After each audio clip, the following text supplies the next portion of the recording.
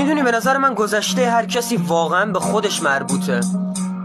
مثلا جنده ها، همونا که الگوان و پر ادعا، مخش قد صفحه موبایله، میگه از اجتماع بی ثبات، از درون سیاه چالس و ظاهر این ماه، یه فاز فمینیست یه رو انقلاب. از من عصبانی نشو، تو فقط منطقی، فقط میخوای خواسته غریزت رو دست بگیری، از حقیقت تفره میری، انمو بخور حق برینی، فکر نکن چون لحنت کتابیه کس تف نمیدی. من میگم آزادی یعنی چی، تو میگی هر چی دوست دارم، من میگم چی دوست داری، تو میگی هر موجی که روش باشم، گی باشم، لز باشم، گرایشم فرق داره، اینجوری نمیتونم ارضاشم. من محمد النازم، دبست کونی یا انگاه همه زدین یه چیزی، پسرامون اوبی شدن دخترامون بیزی، این وسط فقط پدوفیلا عشق میکنه، چون مامان به بچهش میگه آزادی تو هر چیزی. ببین من تغییرات هورمونی رو انکار نکردم، ولی از جامعه LGBT متنفرم. من با مخ جنسیت زدتون کاری ندارم، ولی از تامبوی، فنبوی، پیکمی، بد بوی متنفرم. به جو متشنه جدیدن و پر سطح شریناخ و خود فقر فرنگی هن. آزادی بیان پک شیرم دهنتون، من از اداهای خارجیتون متنفرم،